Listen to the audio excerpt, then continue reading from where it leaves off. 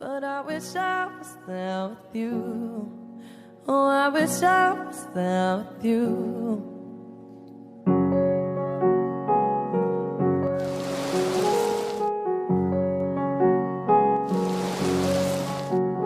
There's a crack in my window, a bird in my room, angels all over, they watch over you. When I'm walking on water, all my dreams have come true.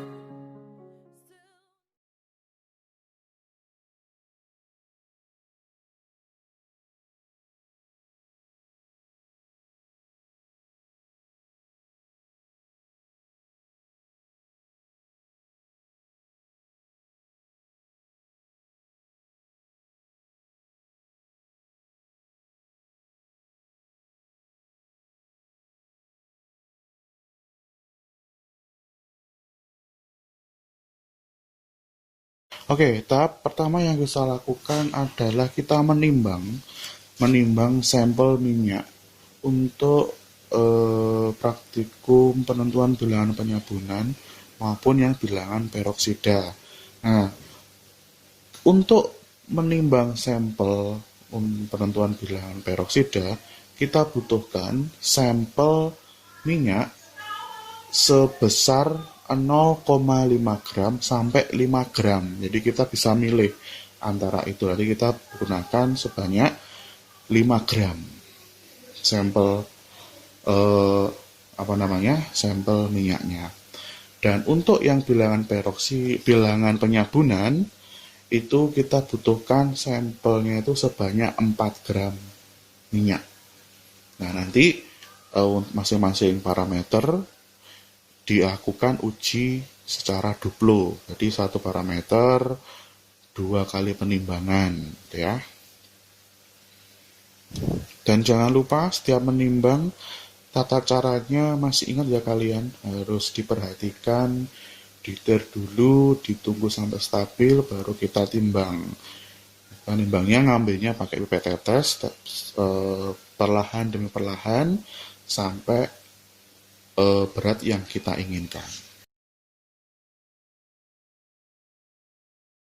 Oke, setelah ditimbang, kita sisihkan terlebih dahulu untuk mempersiapkan uji yang pertama ya, uji bilangan peroksida. Nah, sebelum sampelnya kita uji atau kita titrasi, terlebih dahulu yang kita titrasi adalah Blanko. Lah, blanko yang kita pakai di sini adalah Aquades sebanyak 5 mili. Nah, caranya yang pertama blanko tadi ditambahkan dengan 30 mili campuran larutan kloroform dan asam asetat glasial. Nah, sebanyak 30 mili ya. Nah, 30 mili lalu ditambahkan 1 mili KI jenuh. Ditambahkan KI jenuh nanti berubah warna menjadi warna kuning. Nah, nanti kalian akan tahu perbedaannya saat Aquades ditambahkan KI dan sampel minyak ditambahkan KI. Perbedaan warnanya akan terlihat di situ ya. Oke. Terus setelah ditambahkan KI, nanti KI jenuhnya itu nanti sedikit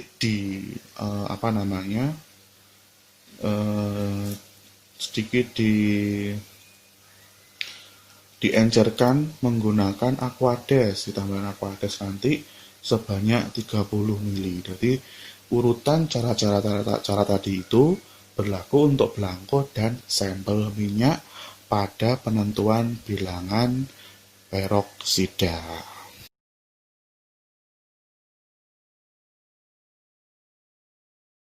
Oke, tadi blanko sudah dipreparasi, sekarang kita titrasi blankonya menggunakan natrium tiosulfat ya.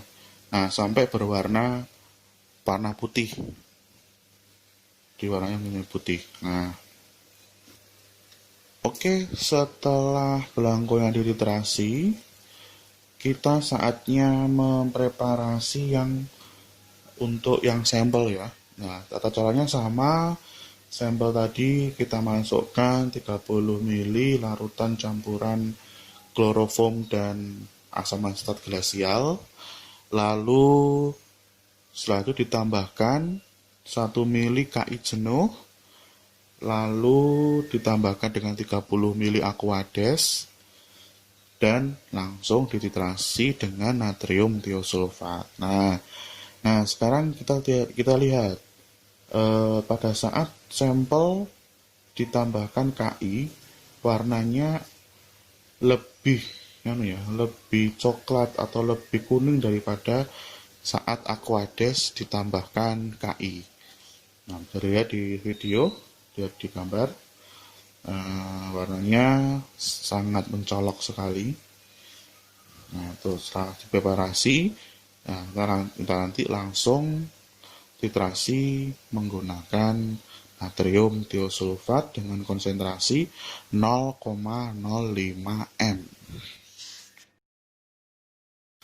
Oke, setelah tadi kita preparasi, saatnya kita titrasi menggunakan natrium tiosulfat 0,05 m, perlahan-lahan sampai yang warnanya coklat menjadi kurang lebih menjadi kuning jerami ya. Jadi istilah dari Mbak Mita atau asisten dari pendidikan kimia itu mengatakan warnanya menjadi kuning jerami. Nah, mungkin kuning jerami seperti itu warnanya.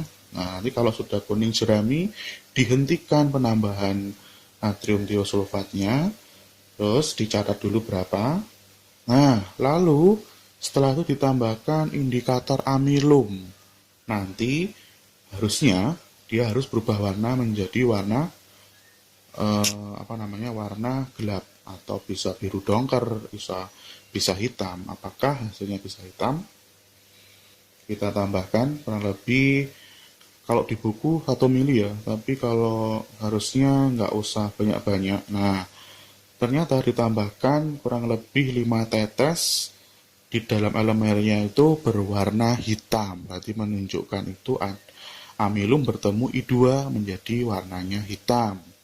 Selanjutnya dilanjutkan titrasi sampai warna hitamnya hilang atau menjadi tidak berwarna.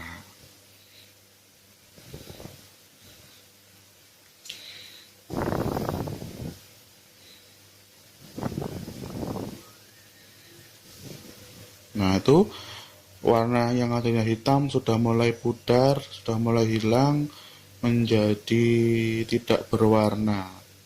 Tuh, menjadi tidak berwarna seperti itu. Nah, seperti ya, itu akhir titrasinya. Nah, nanti bersambung di bilangan penyabunan. Tetap stay tune. But I wish I was there with you.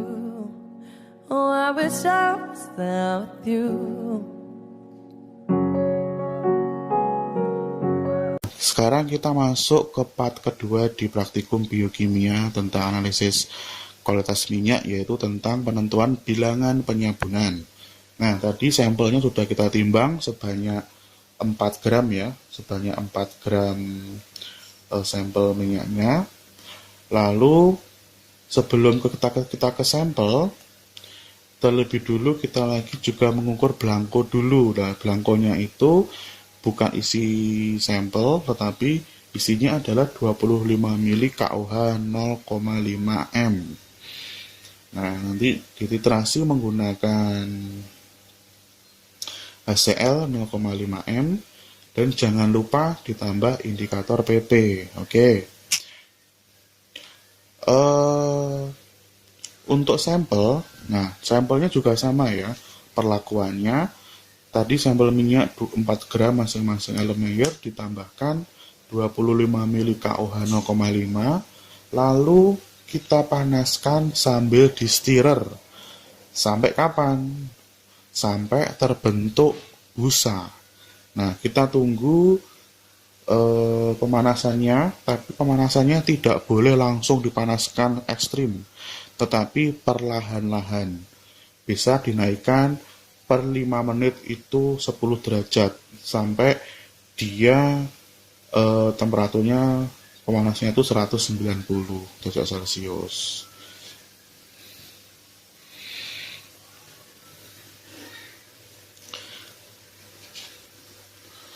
Oke, kita tunggu sampai terbentuk busa ya. Jadi pembentukan busa itu menunjukkan reaksi saponifikasi. Sambil menunggu proses reaksi saponifikasi berlangsung untuk yang bilangan penyabunan, kita sambi dengan melakukan titrasi untuk belangko bilangan penyabunan yang tadi isinya di dalam air itu adalah 25 mili KUH dalam etanol 0,5 M, dititrasi menggunakan HCl 0,5 M. Tadi ditambahkan juga indikator PP kurang lebih 3 tetes. Nanti dari yang berwarna merah muda menjadi tidak berwarna, titik akhir titrasinya.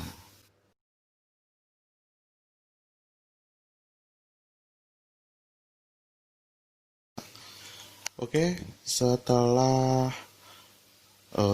ditunggu berapa lama, kurang lebih 15 menit, sampel bilangan penyabunan sudah menghasilkan busa ya. Itu menandakan bahwa reaksi saponifikasi atau penyabunan sudah berlangsung. Itu bisa kita lihat muncul busa di elemen air 1 dan elemen air 2. Di situ kita bisa lanjut untuk titrasi. Namun sebelum kita titrasi terlebih dulu kita dinginkan ya. Terlebih dulu kita dinginkan supaya nanti pembacaan pada titrasi itu tepat.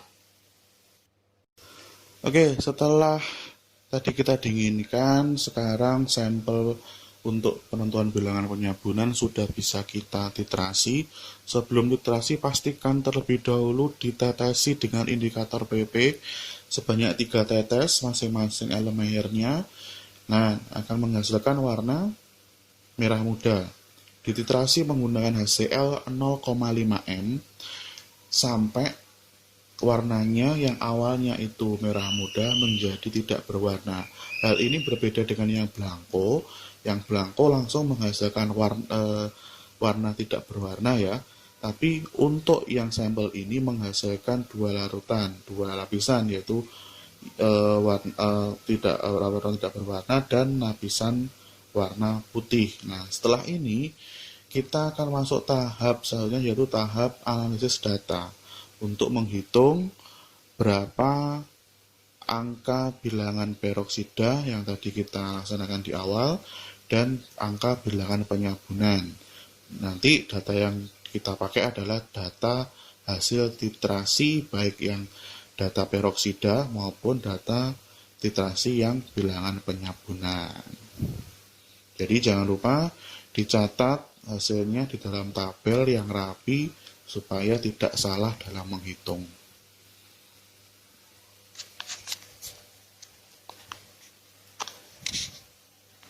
Oke, perlahan sudah mulai tidak berwarna.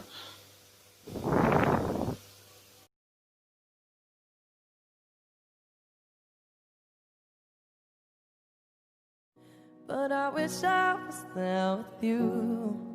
Oh, I wish I was there with you.